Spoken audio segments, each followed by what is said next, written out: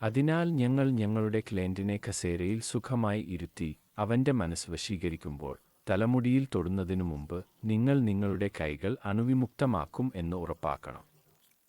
അതിനാൽ ഞാൻ കൈകൾ വൃത്തിയാക്കുന്നു. നിങ്ങൾ അവ ശരിയായി കഴുകുകയും ക്ലയന്റിന്റെ മുടി തൊടുന്നതിന് മുമ്പ് നിങ്ങൾ അവരോട് നന്നായി അനുമതി ചോദിക്കണം. എനിക്ക് നിങ്ങളുടെ മുടി തൊടാൻ പറ്റുമോ എന്ന് ചോദിച്ചാൽ അത് വളരെ മാന്യമായിരിക്കും. ഓക്കെ.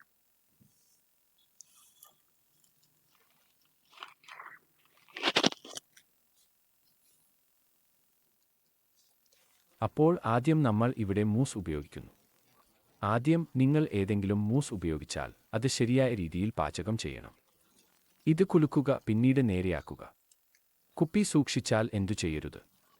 നിങ്ങൾ ഇതുപോലെ മൂസ് പുറത്തെടുത്താൽ അത് തെറ്റാണ്, അതിന് പാടില്ല. അല്ലെങ്കിൽ നിങ്ങൾ അത് മറിച്ചാണ്, നിങ്ങൾ ആദ്യം വറുത്തെടുത്ത ഇഡ്ഡലിയും തെറ്റാണ്. പിന്നെ ആ കുപ്പി വറുത്തതിനു ശേഷം നിങ്ങളുടെ പക്കലുള്ള മൂസ് ഡയഗണലായിരിക്കണം. അതിനാൽ നിങ്ങൾ ആദ്യം ഒരു ചെറിയ ഉൽപ്പന്നം മാത്രമേ എടുക്കൂ എന്ന നിർദ്ദേശം ഞാൻ സ്വീകരിച്ചു.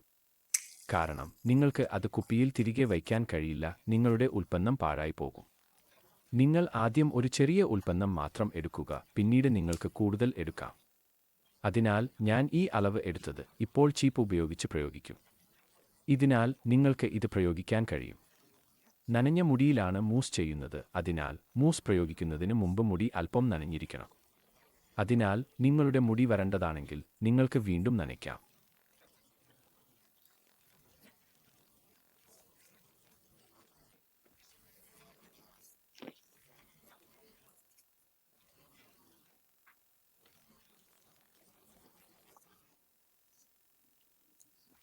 അങ്ങനെയാണ് ഞങ്ങൾ മൂസ് ഇടാർ ഉള്ളത്.